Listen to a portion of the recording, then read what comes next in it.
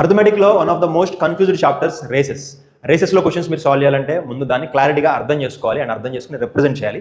ఒక model question చూద్దాం. In a race of 2 kilometers, A gives B a start of 500 meters and still wins by 3 minutes. Final speed of A, speed of B 6 kmph.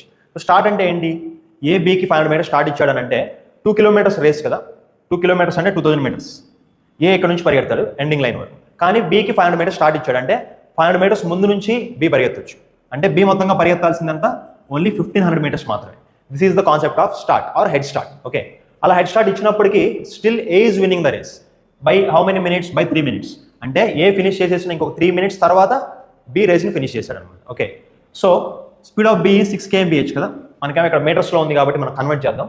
Conversion factor is 5/18. So 6 goes 3 times. 5 meters in 3 seconds. 3 secondsలో 5 meters వెళ్తే 1 minute ఎంత వెళ్తుంది? 1 minute అంటే 60 seconds కదా. So నేను డినామినేటర్ని 20తో multiply చేస్తాను, న్యూమినేటర్ని కూడా 20తో multiply చేస్తాను.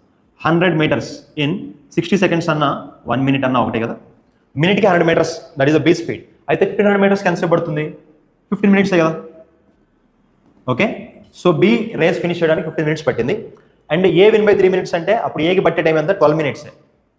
This is finished in 12 minutes. Okay, అయితే మనకి స్పీడ్ ఆఫ్ ఏ కావాలి ఇన్ కిలోమీటర్స్ పర్ అవర్. అవర్కి ఎన్ని కిలోమీటర్స్ అని అంటున్నారు. ఓకే, సో దీన్ని మనం అవర్స్లో కన్వర్ట్ చేద్దాం. 12 minutes అంటే 2000 meters నేను 2 kilometers అని రాసుకుంటా. 12 minutes అంటే 60 minutesలో 1/5 కదా, 1/5. డినామినేటర్లో ఫ్రాక్షన్ పైకి వెళ్తే మల్టిప్లై అవుతుంది. 2 into 5 that is equal to 10 kilometers per hour. That is the speed of A.